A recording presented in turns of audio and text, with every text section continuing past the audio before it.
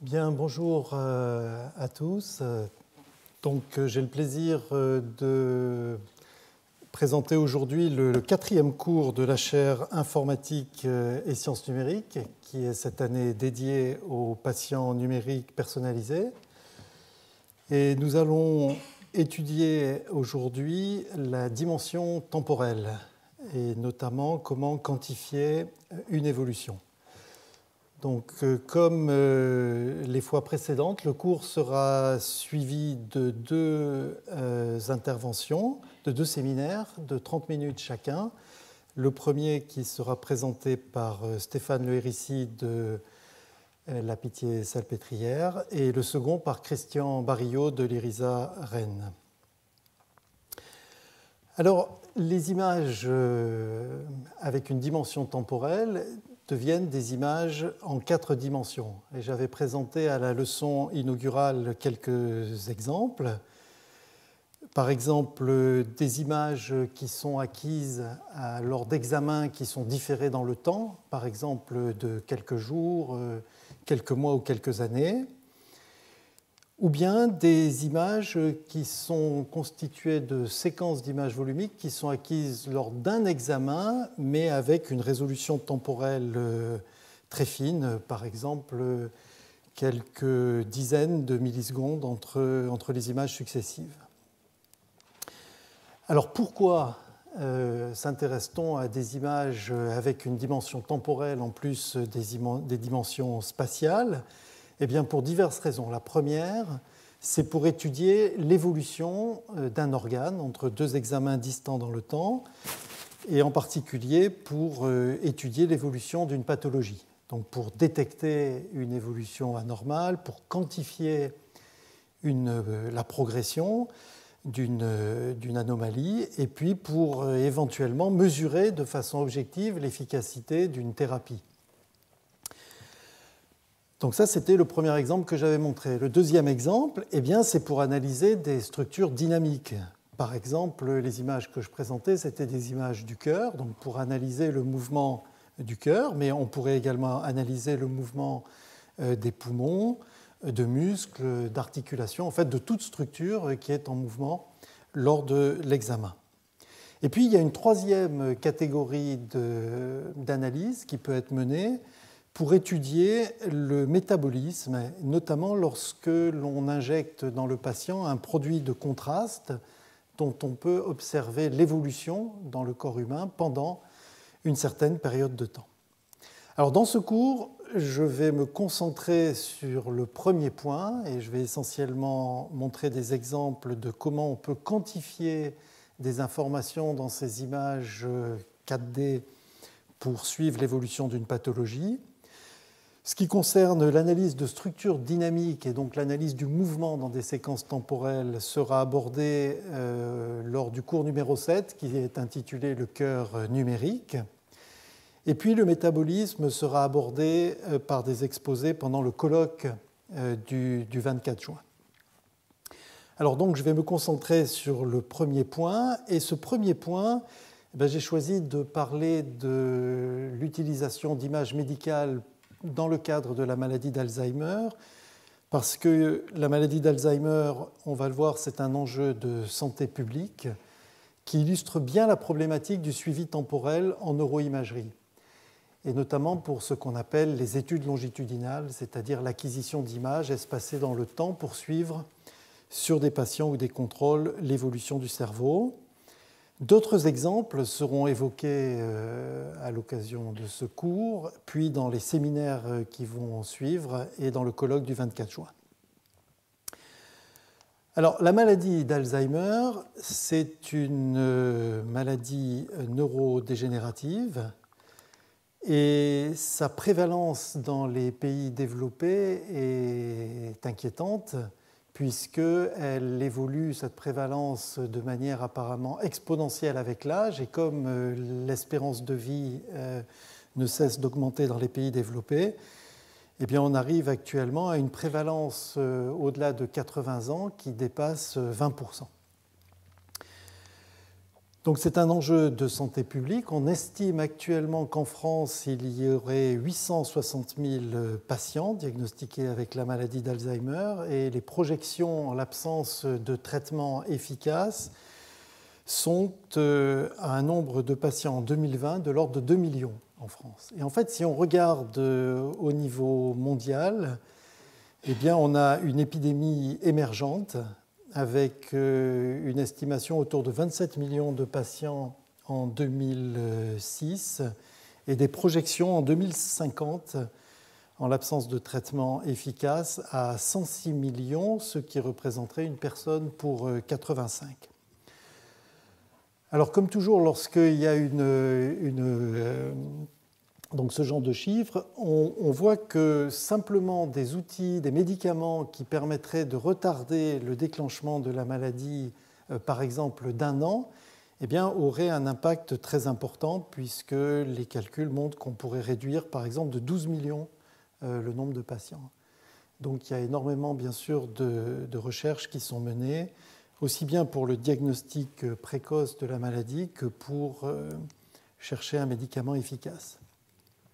Alors, la maladie fut décrite pour la première fois par un médecin dont le nom est Alois Alzheimer en 1906. On voit son patient également. Et la maladie d'Alzheimer, elle est caractérisée par un processus de dégénérescence du cerveau qui entraîne une perte de neurones et de synapses. Alors, au niveau extracellulaire, on a l'accumulation d'un peptide, le peptide bêta-amyloïde, dont vous avez certainement entendu parler, qui provoque des plaques amyloïdes, qu'on appelle aussi des plaques séniles. Et au niveau intracellulaire, il y a une accumulation d'une protéine, une protéine Tau, et qui crée des neurofibrillaires, des dégénérescences neurofibrillaires. Alors cette perte de neurones et de synapses, elle entraîne une atrophie accélérée de certaines régions du cerveau, atrophie qui est visible, on la voit ici sur une coupe post-mortem du cerveau, et qui entraîne des déficits cognitifs de plus en plus importants avec le développement de la maladie. Alors dans sa thèse, Marco Lorenzi avait présenté ses autoportraits remarquables du peintre américain William Utermohlen, un peintre qui a été diagnostiqué avec la maladie en 1995.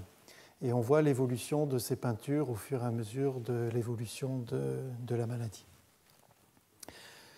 Alors, cette atrophie progressive du cerveau, accélérée dans certaines régions, j'ai dit qu'on pouvait la voir. On peut la voir sur les coupes post-mortem du cerveau des patients après leur décès, mais on peut la voir également dans l'IRM. Et donc, on voit ici un exemple d'atrophie moyenne, calculé justement par Marco Lorenzi, et on observe donc une atrophie accélérée, par exemple, dans le cortex entorhinal, également au niveau des hippocampes qui jouent un rôle très important dans la mémoire épisodique, et puis dans le néocortex temporal. Et donc les questions qu'on souhaite adresser à l'analyse computationnelle des images cérébrales, elles sont de deux natures. D'une part, une question liée à la découverte de cette atrophie anormale. Où se produit-elle dans le cerveau et quand, dans la séquence temporelle d'images. Et puis une deuxième question qui est de nature quantitative. Quelle est l'amplitude de cette atrophie et quelle est donc son évolution au cours du temps. Alors, ainsi que le rappelait Olivier Colliot dans un article de revue qu'il a présenté récemment à l'Académie nationale de médecine, les atrophies annuelles dont on parle ici sont très subtiles. On passe en fait continuellement d'une atrophie normale à une atrophie pathologique. Et vous voyez que les chiffres en pourcentage d'atrophie volumique annuelle sont des valeurs relativement faibles. Donc il va falloir des outils d'analyse d'image très sophistiqués pour les mesurer précisément. Alors il y a deux grandes classes d'approches.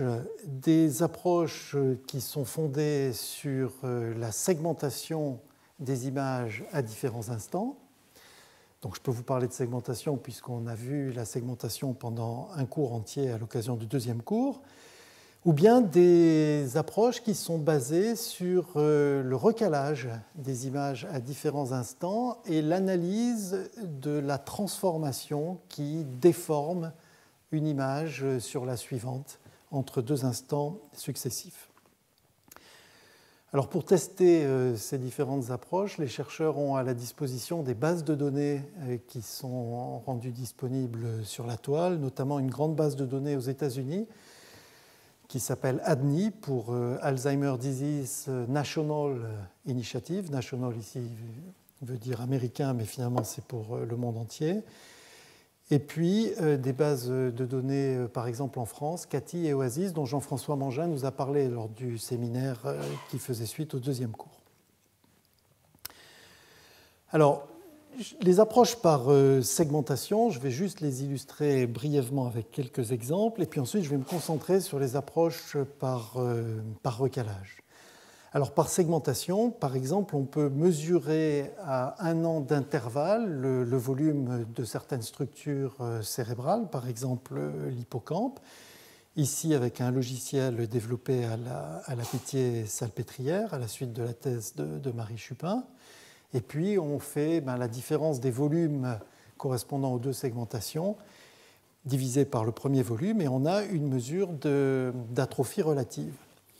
Alors d'autres méthodes de segmentation, développées par exemple dans les équipes de Sébastien Ourselin et Nick Fox à University College à Londres, utilisent une méthode que j'ai présentée au deuxième cours, de superposition de plusieurs atlas du cerveau sur l'image du patient, et puis la fusion de ces différentes segmentations en utilisant une approche bayésienne qui s'appelle Staple, que j'ai également présenté au deuxième cours. Et ce qui est intéressant, c'est qu'on voit que, par exemple, appliquée à la région de l'hippocampe, eh bien, cette méthode permet de séparer des atrophies relatives annuelles entre un premier groupe ici de contrôle, un groupe de MCI, ça veut dire Mild Cognitive Impairment, donc des troubles cognitifs légers, des personnes qui ont des troubles cognitifs légers mais qui ne sont pas diagnostiquées Alzheimer, et puis un groupe de patients Alzheimer. Et on voit cette évolution de l'atrophie relative dans la région de l'hippocampe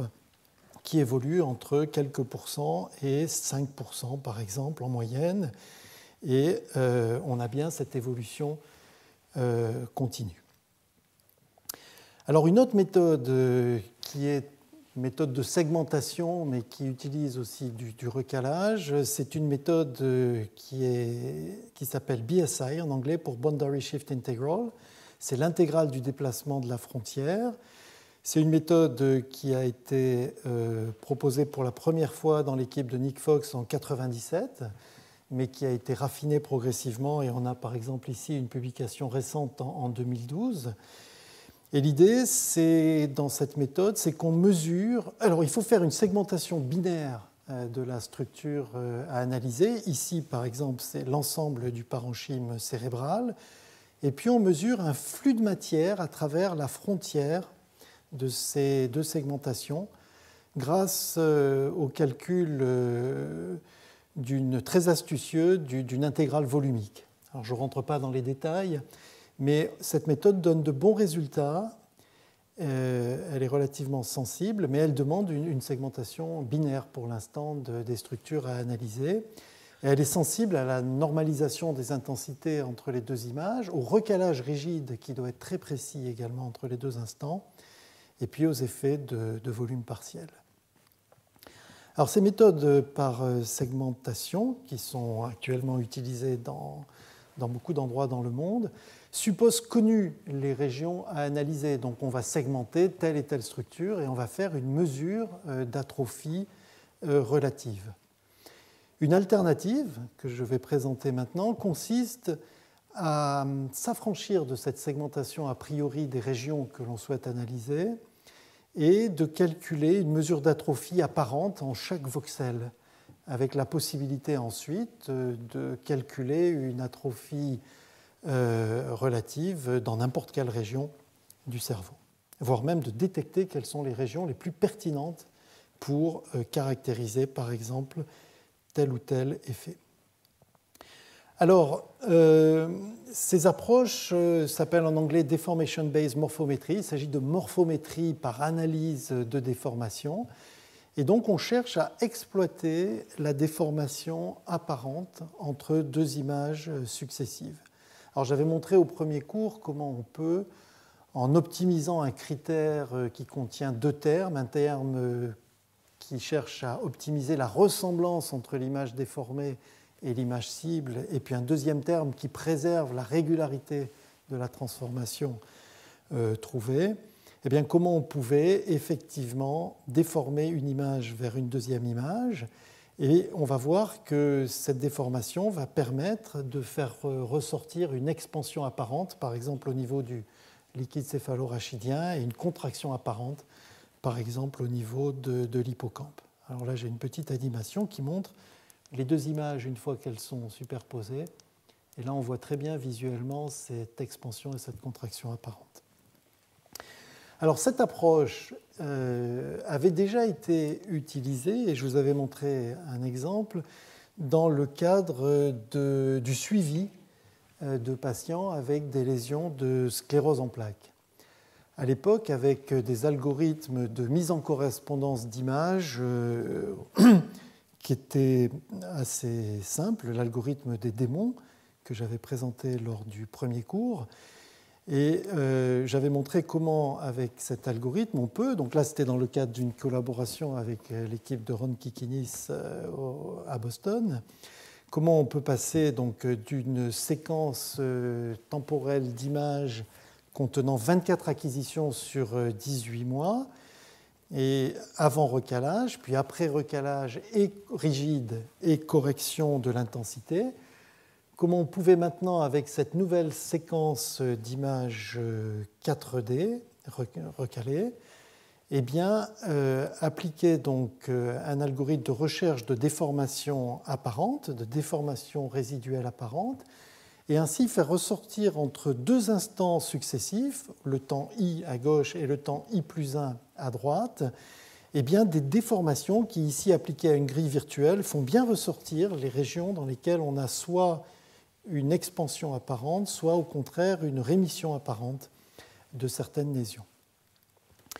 Alors, évidemment, il faut pour cela donc analyser le champ de déformation qui est obtenu par l'application de ces algorithmes de recalage non rigides entre deux instants successifs. On a des champs de vecteurs déplacement dont on voit une projection en haut à droite en 2 dimensions, mais qui sont en fait calculés bien sûr en 3 dimensions. Et on dispose d'outils pour analyser ces champs qui sont capables de quantifier des variations apparentes de volume. On peut par exemple appliquer des opérateurs différentiels locaux sur ces champs de vecteurs et analyser ici la matrice jacobienne de la déformation, donc qui est représentée en bas à droite, dont on peut calculer le déterminant. Et on sait que ce déterminant, le déterminant de la matrice jacobienne, ou le jacobien, eh bien, il a une valeur qui est égale à 1 lorsqu'on a localement une transformation rigide, et puis une valeur qui est supérieure à 1 lorsqu'on a une expansion locale, inférieure à 1 lorsqu'on a une contraction locale. Et donc, on peut, par exemple, calculer les isovaleurs de logarithme de ce jacobien et faire ressortir dans l'ensemble de l'image eh bien, de grandes zones qui sont autour de 0 et qui correspondent à des zones dans lesquelles il n'y a pas d'évolution apparente des lésions, et puis des régions qui sont au-dessus de 0, des régions positives qui peuvent aller jusqu'à 1 ici et qui correspondent donc à des régions d'expansion apparente, et puis des régions négatives, au contraire, en creux, qui vont correspondre à des lésions dans des phases de régression. Et donc, on peut, ici sur la sclérose en plaques, directement en appliquant simplement un seuil sur la valeur absolue de logarithme du jacobien, eh bien, faire ressortir de façon automatique les lésions évolutives, qu'elles soient en expansion ou en rémission. Et on peut ainsi construire, par exemple, toujours dans le cadre de la sclérose en plaques, sur la période des 18 mois, une carte spatio-temporelle d'évolution des lésions qui est utile pour mesurer globalement l'évolution de la masse lésionnelle en fonction, par exemple, d'un traitement qui est administré au patient. Et on peut ainsi, de manière objective et quantitative, mesurer l'efficacité de ce traitement. Alors, après cette petite digression sur la sclérose en plaques, on revient à la maladie d'Alzheimer et on peut essayer d'appliquer une approche similaire. Mais ici, il faut mesurer des choses plus subtiles que l'évolution des lésions dans la sclérose en plaques. Et donc, si on veut appliquer une méthode de morphométrie par analyse des déformations apparentes, il va falloir des transformations plus régulières que l'algorithme des démons qui était utilisé à l'époque pour quantifier donc des variations subtiles de l'atrophie apparente. Et puis, il faut également développer un cadre statistique parce que, justement, comme les mesures sont très subtiles et sujettes à erreur, il faut faire des mesures en fait, sur des groupes, sur des populations de contrôle, des populations de patients. Et donc, il faut une manière de ramener dans un cadre statistique des mesures, faire des mesures moyennes sur des populations. Et le cadre qui permet de faire ça, eh bien, c'est le cadre des flots de difféomorphisme que j'avais présenté au premier cours et que je vais rappeler maintenant. Alors, pour utiliser ce cadre des flots de difféomorphisme, eh bien, on va définir des trajectoires spatio-temporelles dans ces images 4D. Et on va s'intéresser à deux niveaux d'analyse. D'abord, un niveau d'analyse individuel, donc un sujet singulier. On dispose par exemple de deux instants et on va caractériser donc une trajectoire entre ces deux instants. Ou bien on dispose de plusieurs images, comme dans le cadre de la sclérose en plaques, et on veut construire une trajectoire qui explique au mieux ces différents instants. On verra ensuite comment traiter une population et calculer des trajectoires moyennes sur un groupe de sujets. Alors on va commencer donc par le niveau d'analyse individuelle. Et donc je vous rappelle que les difféomorphismes, donc ces transformations très régulières, infiniment dérivables, inversibles, eh bien on peut les paramétrer par un champ de vecteurs tangent à la trajectoire des points qui varie, dans le cas le plus général, au cours du temps. Et on retrouve, à partir de cette paramétrisation des difféomorphismes, on retrouve la transformation en intégrant ces champs de vecteurs vitesse pendant une unité de temps. Et donc on calcule l'image d'un point X à partir d'une intégrale de 0 à 1 de ces champs de vecteurs. Alors, dans le cadre le plus général, qui est le cadre de LDDMM que j'avais présenté pour Large Deformation Diffeomorphic Metric Mapping, eh bien, on montre qu'on peut optimiser un critère dans lequel il y a deux termes qu'on voit ici, qui permet de retrouver entre deux images le difféomorphisme le plus proche de l'identité, donc quelque part le plus petit difféomorphisme, qui superpose au mieux les deux images successives I et J. Alors, cette approche a de bonnes propriétés mathématiques, notamment, j'ai montré lors du cours précédent, au troisième cours, qu'on avait une métrique riemannienne entre les images et donc on pouvait calculer par exemple des moyennes de Fréchet lorsqu'on veut calculer une anatomie moyenne à partir d'une base de données d'images. Alors j'ai montré également qu'on pouvait simplifier un petit peu le cadre de LDDMM et notamment se limiter à des champs de vitesse stationnaires. Donc on paramétrise finalement la transformation par un champ de vitesse constant et qu'on pouvait adapter l'algorithme original des démons pour créer l'algorithme des log-démons difféomorphes, adapté à ces flots de difféomorphisme paramétrés par des champs de vitesse stationnaires. Alors j'ai montré la dernière fois qu'on avait des algorithmes très efficaces qui exploitaient des astuces algorithmiques comme la minimisation alternée, le calcul récursif de l'intégrale du champ des vecteurs vitesse, et puis des approximations dans les groupes de Lie qui permettent de composer en fait des champs de vitesse et de calculer les champs de vitesse résultants. Alors les résultats entre l'utilisation donc de champs de vitesse stationnaires ou de champs de vitesse non stationnaires sont finalement comparables en petite déformation. Ça a été montré dans un article récent de Marco Lorenzi et Xavier Pennec. Et ici, on peut supposer dans l'évolution de ces spatio-temporels, de ces images du cerveau, qu'on est dans le cadre des petites déformations. Donc on va se limiter à des champs de vitesse stationnaires. Et voilà donc un exemple de calcul d'un champ de vitesse stationnaire qui permet de reproduire une trajectoire plausible d'évolution du cerveau entre deux images d'une patiente dont les examens ont été faits à l'âge de 69 ans et de 73 ans, donc 4 ans d'écart. Et on reproduit ici une évolution plausible de la forme du cerveau. Alors, ce qui est intéressant, c'est qu'on peut interpoler. Par exemple, on peut calculer une image plausible de la forme du cerveau à mi-parcours. Et pour cela, il suffit de diviser la paramétrisation des champs de vecteurs par 2. Donc, on a dans ce cas-là cette image prédite. Et on peut la comparer avec la réalité, puisqu'on dispose d'images réelles de cette patiente à 71 ans. Et on voit qu'on a une très bonne correspondance morphologique entre les deux images. Là, j'ai fait une petite animation pour le montrer. En tout cas, même s'il reste des petites déformations résiduelles, elles sont très faibles comparées aux images originales entre 69 et 73 ans.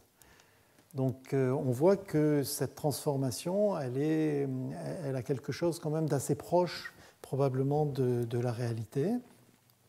Alors on peut également bien sûr calculer une interpolation entre 69 ans et 71 ans, donc entre 2 années, et calculer donc un nouveau champ de vecteurs stationnaires qui paramétrise donc un nouveau difféomorphisme ici. Mais on peut également utiliser l'ensemble des informations. Au lieu de calculer, si vous voulez, une première déformation de 69 à 71 ans et une deuxième de 71 à 73, on peut utiliser toute l'information disponible pour calculer une régression dans l'espace des difféomorphismes et calculer un champ de vitesse unique qui permet de passer au plus près des images T1 et T2 à partir du temps initial T0. Et on fait cela simplement en minimisant une fonction un tout petit peu plus compliquée. Mais donc on a cette possibilité de garder une trajectoire unique, donc qui va avoir la bonne propriété d'être très régulière et d'exploiter toute l'information disponible, donc quel que soit le nombre d'examens dont on dispose. Alors, une fois qu'on dispose donc de toute cette artillerie pour calculer des difféomorphismes entre des images successives, eh bien, on peut chercher à analyser ces trajectoires pour en faire ressortir justement une information d'atrophie. Alors, j'ai mis ici une petite loupe parce que c'est ce que j'avais appelé pendant la leçon inaugurale l'effet microscope de l'informatique ici sur les images médicales, essayer de révéler avec des algorithmes des détails qui sont a priori invisibles ou quasiment invisibles à l'œil nu dans les images originales. Alors, ce qu'avait proposé Marco Lorenzi dans sa thèse, c'est de faire la décomposition de Helmholtz du champ de vitesse qui paramétrise le difféomorphisme. Et donc, on sait que dans cette décomposition de Helmholtz, il y a une première composante qui est une composante irrotationnelle qui dérive d'un potentiel et qui va caractériser des variations locales de volume. Et puis, il y a une deuxième composante qui est divergence free en anglais, à divergence nulle, et qui va correspondre à des réajustements structurels à volume constant. Donc bien sûr, nous, la composante qui nous intéresse, c'est la composante irrotationnelle, puisque c'est celle qui va permettre d'analyser les variations de volume. Donc je l'ai dit, elle dérive d'un potentiel et on peut interpréter ce potentiel comme étant une pression virtuelle dont l'analyse, et notamment l'analyse des extrémas, va pouvoir guider la recherche de régions intéressantes comme étant des sources ou des puits d'atrophie. Et puis, l'analyse de la divergence du champ de vitesse ou du gradient du potentiel va permettre de mesurer un flux à travers des régions qu'on peut définir arbitrairement et donc de mesurer des expansions ou des contractions locales. Et pour cela, eh bien, on fait appel au théorème de flux divergence qui nous dit que eh bien, l'intégrale volumique de la divergence du flux dans un volume eh bien, est égale à l'intégrale surfacique de ce flux à travers la surface qui borde le volume en question. Et d'un point de vue algorithmique, ce n'est pas anodin parce que le calcul en fait, du flux surfacique est souvent plus difficile, plus complexe, parce qu'il faut définir précisément la normale à la surface pour faire un produit scalaire de cette normale avec le champ de vecteurs, alors que l'analyse de la quantité scalaire de la divergence du champ de vecteurs dans un volume est généralement plus stable, plus facile à calculer. Alors Marco avait montré dans sa thèse une analogie météo où on a des extrémas de pression, donc des maxima, des minima. Les maxima ici, c'est les régions d'expansion, les minima des régions de contraction. En météo, c'est des maximums de pression qui vont chasser les nuages, alors que les minima de pression vont les attirer. Et heureusement que je n'ai pas fait cet exposé hier, parce que je crois que la situation était exactement inversée. Il pleuvait à torrent à Nice, alors qu'il faisait très beau ici. Alors plus sérieusement, j'ai retrouvé des travaux de l'équipe de Patrick Boutemi et Étienne Mémin qui analysaient avec une décomposition de Helmholtz les champs de vitesse calculés sur des images satellitaires de nuages pour faire une analyse en fait, de l'évolution de ces nuages dans le temps. Et donc il y a des analogies finalement entre les deux domaines. Alors revenons donc à Alzheimer et grâce à cette analyse des champs de pression virtuelle, eh bien on répond à la première question, la question liée à la découverte. Quelles sont les régions dans lesquelles il y a une expansion apparente critique ou bien au contraire une atrophie apparente critique? Et par exemple, en exploitant la base de données ADNI, Marco a pu montrer qu'en se prenant par exemple 20 patients Alzheimer au hasard dans cette base, chacun ayant un examen IRM, 2 examens IRM à 1 an d'intervalle, eh bien, il pouvait détecter de façon automatique les principales zones de variation du volume apparent. Et il caractérise ainsi, et ça a été présenté à la conférence Mikai en 2012, un certain nombre de régions, dont certaines sont présentées ici. Donc les rouges correspondent à des régions dans lesquelles il y a une atrophie critique, et les vertes, qui sont toutes dans le liquide céphalorachidien, correspondent à des zones d'expansion apparente critique. Alors que les rouges sont toujours dans le parenchyme, matière blanche ou matière grise. Et donc, la deuxième question, au-delà de la découverte, c'était la question de la quantification. Eh bien, on voit qu'on peut maintenant, avec cette approche, calculer une intégrale de la divergence du champ de vitesse, donc faire une mesure de flux dans ces régions qui ont été révélées par une analyse de groupe.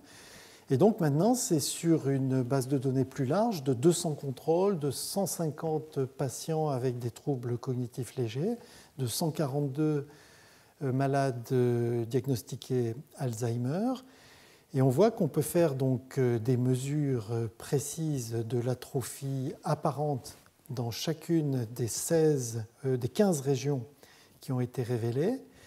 Et ce qui est intéressant ici, c'est que, par exemple, pour 4 des régions en contraction, donc qui sont sur la partie droite ici, eh bien Marco avait montré que la mesure permet de séparer, donc avec un test qui est statistiquement significatif, le groupe des malades Alzheimer par rapport au contrôle, donc ça c'est relativement facile, Le groupe des troubles cognitifs légers par rapport au contrôle, c'est déjà un petit peu plus subtil. Et surtout, pour 4 des régions, de séparer des contrôles sans symptômes, mais pour lesquels un groupe répond positivement à un marqueur biologique qui est le marqueur A-bêta positif, qui est un marqueur précoce de la maladie d'Alzheimer, et puis un autre groupe de contrôle pour lequel les sujets, les participants, sont négatifs pour ce test. Et donc là, ce sont donc des contrôles qui n'ont pas de symptômes de la maladie et pour lesquels l'analyse précise de l'atrophie dans plusieurs régions, dont l'hippocampe, permet de séparer les deux. Alors, les mesures également réalisées dans la région de l'hippocampe avec cette approche se sont révélées très efficaces dans un challenge organisé à MICAI 2012. Et donc, on peut être comparé à d'autres logiciels venant de Harvard, du MNI, de la Mayo Clinic, de UCL, etc. Alors ça, c'est donc pour l'analyse individuelle, éventuellement guidée par une analyse de groupe. Alors on peut maintenant passer à une population, c'est-à-dire comment intégrer finalement des trajectoires spatio-temporelles pour tout un groupe de sujets. Alors pour faire cela, eh bien, il faut transporter les trajectoires dans un référentiel commun et bien sûr ce transport va dépendre de la paramétrisation des difféomorphismes. Donc on a vu lors du cours précédent et du séminaire de Xavier Pennec également que aussi bien dans le cadre des champs de vecteurs stationnaires que dans le cadre LDDMM, eh bien, il faut faire un transport parallèle des vecteurs tangents initiaux aux trajectoires dans le repère de l'atlas. Alors j'avais montré lors du cours précédent déjà qu'on pouvait calculer des déformations moyennes dans un algorithme itératif de calcul d'un atlas anatomique. Et la situation a été plus favorable la semaine dernière parce que les difféomorphismes qu'on calculait entre les images et puis l'atlas courant qui est au milieu ici, eh bien, elles venaient toutes vers une même image. Et donc, lorsqu'on devait calculer une déformation moyenne inverse, eh bien, on pouvait utiliser une très bonne propriété des champs de vecteurs stationnaires qui nous dit que la moyenne des déformations inverses était l'inverse de la déformation moyenne. Et donc, on faisait simplement une moyenne de l'opposé des champs de vecteurs stationnaires, on l'intégrait et on avait la déformation inverse. Ici, les choses sont un peu plus compliquées parce que chaque patient a une trajectoire singulière dans un espace qui lui est propre. Et donc, il faut ramener toutes ces trajectoires vers vers un repère commun, par exemple le repère de l'atlas qu'on vient de construire. Et donc, je vais vous montrer comment on fait pour ramener donc, ces différentes trajectoires. La trajectoire du sujet A, par exemple, qu'on voit ici, la trajectoire du sujet B, dans un référentiel commun. Alors, prenons le sujet A. Eh bien, il faut transporter la paramétrisation du difféomorphisme, qui est décrite par un champ de vecteurs U, vers l'atlas. Atlas qui est lui-même décrit, cette transformation est elle-même un difféomorphisme décrit par un autre champ de vecteurs V.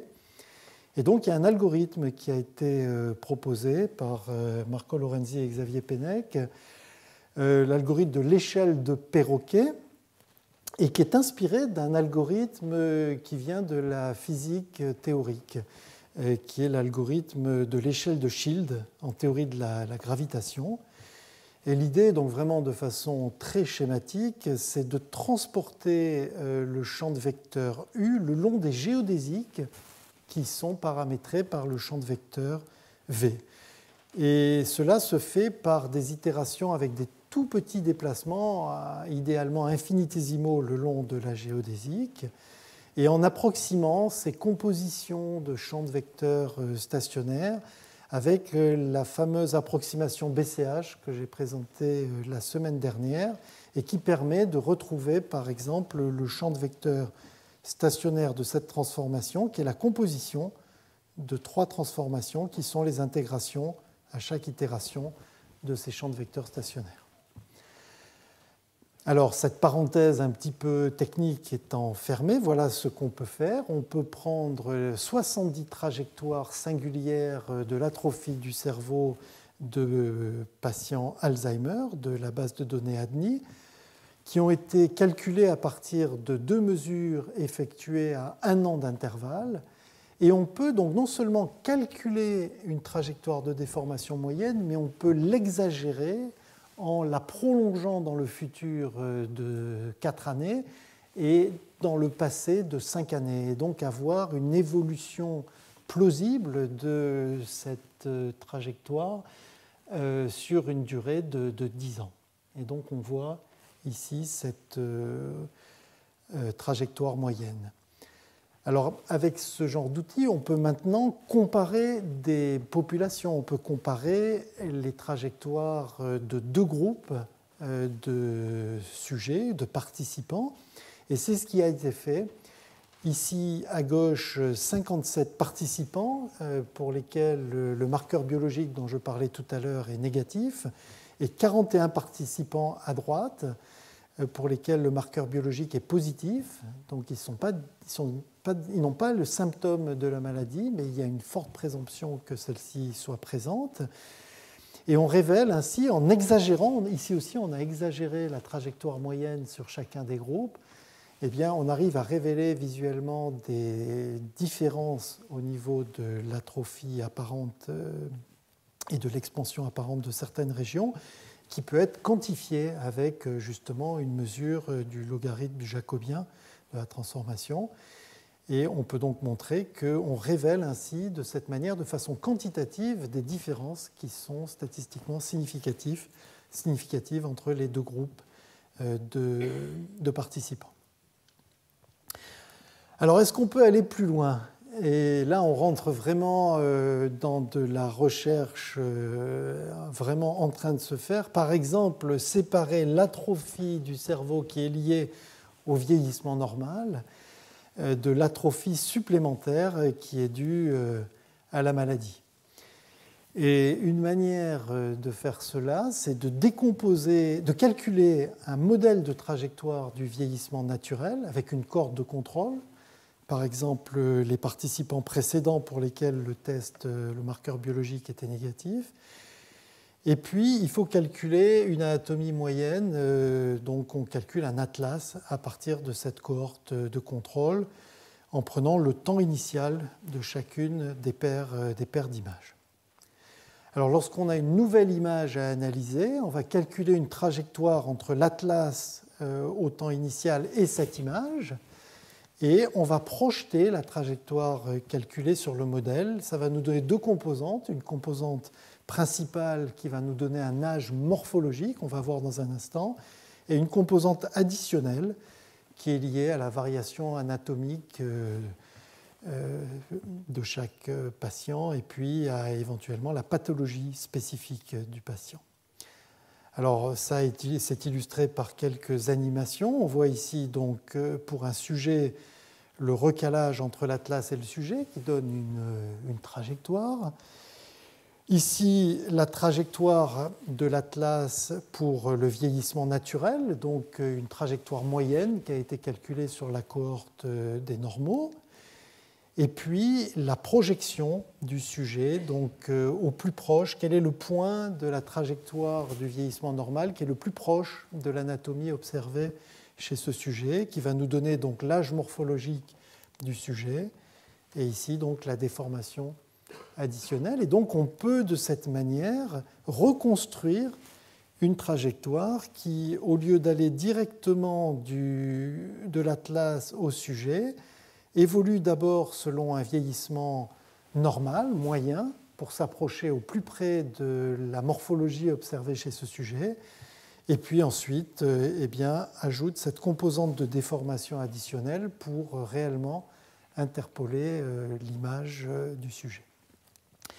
Alors Marco Lorenzi a fait une analyse statistique avec cette décomposition. On voit ici quelques exemples de calcul de l'âge morphologique. Donc vous avez 4 sujets. Alors l'âge biologique est représenté en haut et on voit qu'il varie de 62 à 80 ans.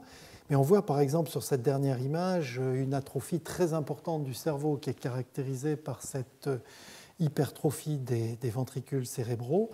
Et lorsqu'on calcule l'âge morphologique, on voit que par rapport à l'âge biologique, il y a un décalage de 18 années, qui est un marqueur en fait morphométrique qui caractérise le fait qu'il y a une pathologie certainement derrière cette image avec cette atrophie exceptionnelle. Donc on peut faire des calculs statistiques à nouveau sur des groupes, donc des groupes de participants des contrôles, des groupes de participants, donc de patients avec des troubles cognitifs légers, enfin des patients diagnostiqués Alzheimer. Et il se trouve que cet âge morphologique, eh bien, on peut montrer déjà que dans le groupe des malades, donc ils sont diagnostiqués Alzheimer, il caractérise de manière statistiquement significative une différence par rapport au contrôle. Et plus intéressant, c'est ce qui est représenté ici, on peut caractériser, grâce à cet âge morphologique, deux groupes différents, ceux pour lesquels il y a des troubles cognitifs légers mais qui ne vont pas devenir Alzheimer, et puis ceux qui ont des troubles cognitifs légers et qui sont ultérieurement diagnostiqués Alzheimer. Alors il reste bien sûr la composante additionnelle dont on a ici une illustration avec les champs de vecteurs stationnaires moyens pour des groupes de contrôle, de patients avec des troubles cognitifs légers stables et ceux qui deviennent Alzheimer, et enfin des malades Alzheimer.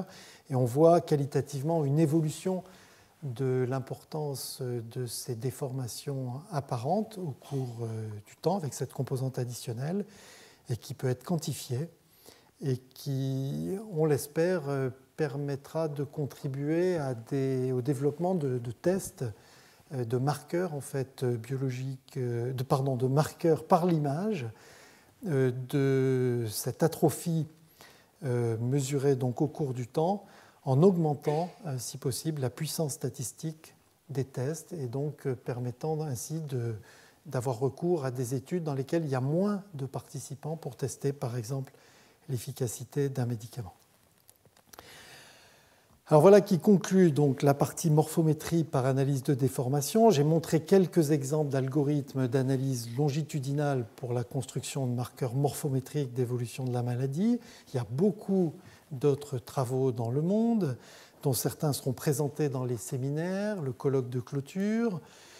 Je pense qu'il faut vraiment insister sur l'importance des bases de données d'images qui sont mises à la disposition des chercheurs pour réellement valider des tests à grande échelle.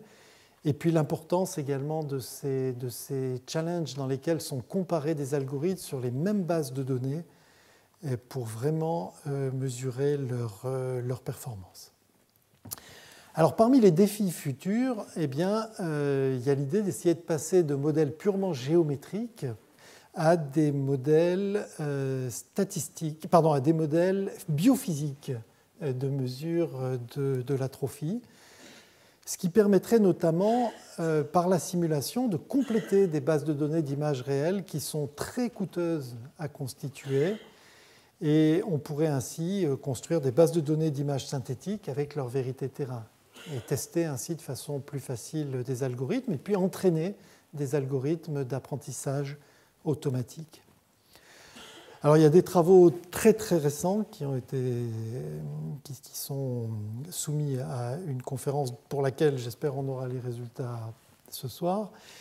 Et ce modèle, en fait, dans le cadre de la thèse de Bichège-Canal, c'est un modèle élastique linéaire en petite déformation qui simule la perte de matière en certaines régions du parenchyme cérébral, compensée par l'apport de liquide céphalorachidien.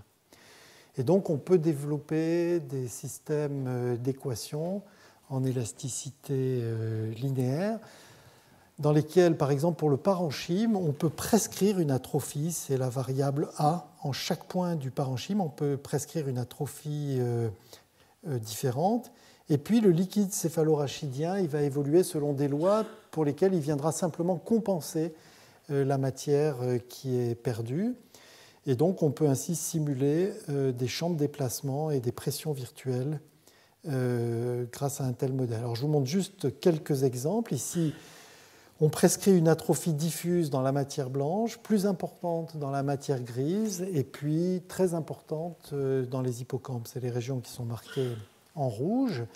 Et puis, le résultat de la simulation, donc on a les déplacements simulés en haut, en 3 dimensions, qui permettent de recalculer une atrophie mesurée qui correspond bien à celle qui a été prescrite, avec en plus une expansion qui maintenant apparaît dans la région des ventricules, enfin du liquide céphalorachidien, qui apparaît en bleu foncé et qui correspond à des atrophies négatives, c'est-à-dire en fait une expansion qui vient compenser cette perte de matière qui a été prescrite sur le modèle biophysique. Donc on a une bonne correspondance entre ce qui est prescrit et mesuré. Et vous apercevez peut-être ici, c'est des zooms dans les régions de l'hippocampe, cette évolution donc, sur ce modèle biomécanique. Et également ici, une évolution dans des régions qui sont éloignées de l'hippocampe. Et donc il y a un effet à distance finalement de ces atrophies prescrites dans une région du cerveau. On peut amplifier également pour mieux voir l'évolution. Je ne sais pas si vous voyez là l'évolution qui est extrapolée sur une plus longue distance. Et alors on peut faire des expériences amusantes. On peut par exemple prescrire avec ce modèle biophysique une atrophie globale de 2% sur l'ensemble du parenchyme. Mais on peut se limiter pour atteindre ces 2% à une atrophie qui est prescrite uniquement dans la matière grise. Dans ce cas-là, il faut prescrire 3,5% dans la matière grise, ou uniquement dans la matière blanche. Dans ce cas-là, il faut prescrire 4,7%. Et voilà ce qu'on obtient. Donc ça, c'est la simulation, c'est les déplacements simulés. On voit qu'ils sont très différents. On a dans le cas où on se limite à une atrophie dans la matière grise, des déplacements diffus d'amplitude assez faible, alors que quand on se limite à la matière blanche, on a des déplacements plus importants, localisés. Et quand on regarde la différence entre les deux, on voit qu'au niveau du cortex, on a une différence entre les deux champs de déplacement qui est quasiment nulle. Ça veut dire que si on regarde uniquement la partie extérieure du cerveau, on ne peut pas faire la distinction entre une atrophie qui a été prescrite dans la matière grise ou dans la matière blanche. Donc là, on a les résultats en 3 dimensions. Voilà, donc ces travaux ils illustrent la difficulté du problème inverse, comment mesurer l'atrophie réelle à partir d'observations, et ils semblent confirmer la nécessité de mesures denses de l'atrophie sur l'ensemble du parenchyme. Et ces méthodes viendront peut-être compléter de nouvelles bases de données pour entraîner des algorithmes d'apprentissage automatique. Voilà, dans les 7 minutes qui me restent, je crois, je voudrais juste illustrer le fait qu'il y a des approches encore différentes pour étudier l'évolution de formes anatomiques. Et je voudrais notamment mentionner la possibilité d'utiliser des outils mathématiques modernes qui sont les courants pour comparer des formes qui sont décrites par des points, des lignes, des surfaces, des volumes. Et l'introduction également, au-delà d'une déformation spatiale, puisque j'ai montré uniquement des déformations spatiales, également la possibilité d'introduire une déformation du temps pour comparer des évolutions spatio-temporelles différentes. Alors, c'est des travaux, l'introduction des courants qui ont commencé avec les travaux de Vaillant et de Glonès, et puis ensuite la thèse de Durlement. Et ces courants, c'est en fait une généralisation des distributions au vecteur. Les distributions telles qu'on les connaît en mathématiques, elles sont définies par leur action sur des fonctions test régulières. Et ici, les courants, ils intègrent des champs de vecteurs réguliers pour mesurer un flux le long de lignes ou à travers des surfaces. Donc on intègre ainsi ces champs de vecteurs réguliers. Alors quand c'est sur des lignes, on utilise les tangentes le long de la ligne. Quand c'est des surfaces, eh bien, on fait le produit scalaire avec la normale de la surface.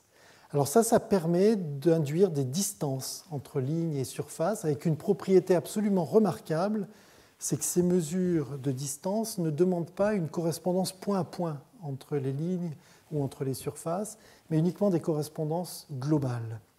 Et ça a été utilisé par exemple par Stanley Durlement pour comparer des lignes sulcales sur le cortex d'image IRM donc du cerveau, pour mettre en correspondance des surfaces de structures cérébrales et pour mettre en correspondance également des faisceaux de fibres. C'est actuellement utilisé par Pietro Gori à la Pitié-Salpêtrière. Et donc il y a cette propriété remarquable qu'on n'a pas besoin point à point d'identifier les correspondances entre chacun des faisceaux de fibres. Alors je montre juste quelques exemples. Donc, en utilisant les courants, il y a la possibilité maintenant de définir une énergie pour comparer, par exemple, l'évolution de la forme du crâne au cours du temps. Une énergie qui va à la fois chercher à déformer les formes.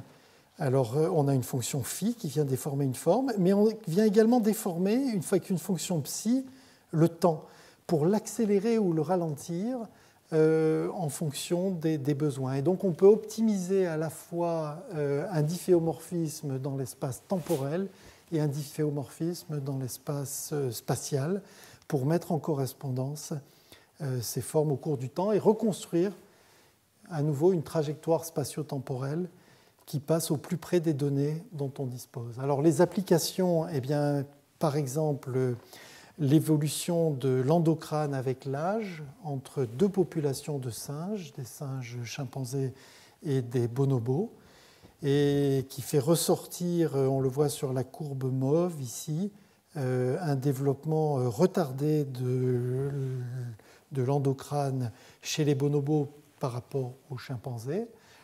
La possibilité d'appliquer ça également, ce genre d'outils, au développement du cerveau, à l'analyse du développement du cerveau chez l'enfant, des travaux qui ont été menés en collaboration avec Guido Gehrig à Utah, et qui fait ressortir par exemple l'évolution précoce d'une structure cérébrale qui est l'amygdale ici, chez des enfants autistes par rapport aux enfants normaux. Et enfin, un dernier exemple, puisque je n'ai montré que des exemples sur le cerveau, donc un exemple dans le domaine de la cardiologie pédiatrique, 49 enfants à différents âges avec une maladie génétique qui est une tétralogie de Fallot et qui se traduit donc par un développement anormal de la forme du ventricule droit à cause de problèmes de régurgitation dans ce ventricule.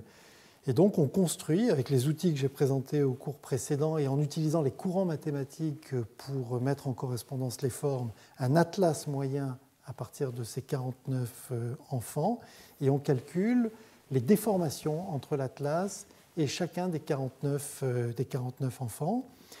On fait l'analyse des modes principaux de déformation, et puis on sélectionne ceux qui sont le plus corrélés avec l'âge et qui permettent de construire un modèle d'évolution en fonction de l'âge de la forme du ventricule droit, un modèle qui peut être utilisé pour prédire le moment le plus propice, par exemple pour une intervention chirurgicale. Voilà qui conclut ce que je voulais vous présenter aujourd'hui sur l'analyse spatio-temporelle des formes et des structures dans les images médicales. Et donc, il y aura d'autres exposés, je l'ai dit, au niveau des séminaires et également au niveau du colloque du 24 juin. Et donc, je voudrais rappeler qu'à l'occasion de ce colloque, par exemple, les exposés de Daniel Ruckert ou les exposés de Guido Gehrig présenteront des travaux sur l'analyse du développement du cerveau chez l'enfant à partir d'images médicales computationnelles. Voilà, donc c'est maintenant le moment des deux séminaires, le séminaire de Stéphane Lehérissi et le séminaire de Christian Barillot. Je vous remercie pour votre attention.